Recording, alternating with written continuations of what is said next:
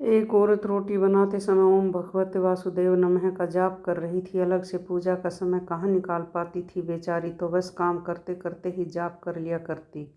उसे एक दिन जाप करते समय एकदम से धड़ाम की आवाज़ आई और साथ में दर्दनाक चीख भी सुनी। कलेजा धक से रह गया। आंगन में दौड़ पड़ी, झांकी तो 8 साल का चुन्नू वहाँ पर चित पड़ा था, बिल्कुल एकदम खून से लथपथ हुआ पड़ा हुआ था। परंतु घर में उसके सिवाय और कोई भी नहीं था। रोकर भी वह किसे बुलाती, उसे तो चुन्नू को भी संभालना था। दौड़कर नीचे गई तो देखा चुन्नू आधी बेहोशी में माँ माँ की रट लगाए हुए जोर जोर से चीख रहा था। उसे अपनी मौजूदगी का एहसास करवाया और अभी 10 दिन पहले ही मेरा ऑपरेशन हुआ था अपेंडिक्स का। उसके बावजूद भी जाने कहाँ से इतनी शक्ति आ गई कि चुन्नू को गोद में उठाकर पड़ोस के नर्सिंग होम में लेकर बस दौड़ ही पड़ी। रास्ते में भगवान को जी भरकर कोसती रही और बड़बड़ाती रही, हे कन्हैया, मैंने तुम्हारा क्या बिगाड़ा था जो तुमने मेरे साथ, मेरे बच्चे के साथ ऐसा किया। खैर डॉक्टर साहब मिल गए। समय पर इलाज होने पर चिन्नू बिल्कुल ठीक हो गया। चोटें गहरी नहीं थी, ऊपरी थी, तो कोई खास परेशानी भी चुन्नू को नहीं हुई थी। रात को घर पर जब सब टीवी देख रहे थे तब भी उस औरत का मन बेचैन था। भगवान से विरक्ति होने लगी थी।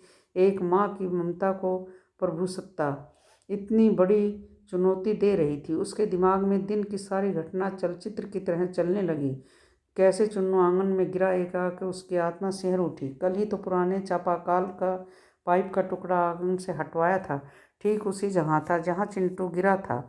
अगर कल मिस्त्री न आया होता तो राम जाने क्या हो गया होता। यह अभी उसे टाँके भी आए हुए थे। और कैसे उसने 20-22 किलो की चुन्नू को उठाया और कैसे वो आधा किलोमीटर तक दौड़ती चली गई। चुन्नू उसे बिल्कुल हल्का सा लग रहा था। वैसे तो वह कापटों की बाल्टी भी छत पर नहीं ले जा पाती थी, यही सोच रही थी। और कैसे वह ख्याल आया कि डॉक्टर साहब तो 2 बजे तक ही रहते हैं, और जब वो पहुंची तो 3 बज रहे थे। उसके जाते ही तुरंत इलाज हुआ। मानो डॉक्टर साहब को भी चुन्नू के लिए कहीं उनको रोक ही रखा था। उसका सर प्रभु चरणों में श्रद्धा से झुक गया। अब वो सारा खेल समझ चुकी थी। मन ही मन प्रभु से अपने शब्दों के लिए क्षमा याचना की कि मैं कितनी गलत हूँ। तभी टीवी पर ध्यान आया, प्रवचन आ रहा था। प्रभु कहते हैं, मैं तुम्हारे आने वाले संकट को रोक तो नहीं सकता, लेकिन तुम्हें इतनी शक्ति दे सकता हूँ कि तुम आसानी से उसे पार कर सको। तुम्हारी राह आसान कर सकता हूँ। बस धर्म के मार्ग पर चलते रहो। Thank you for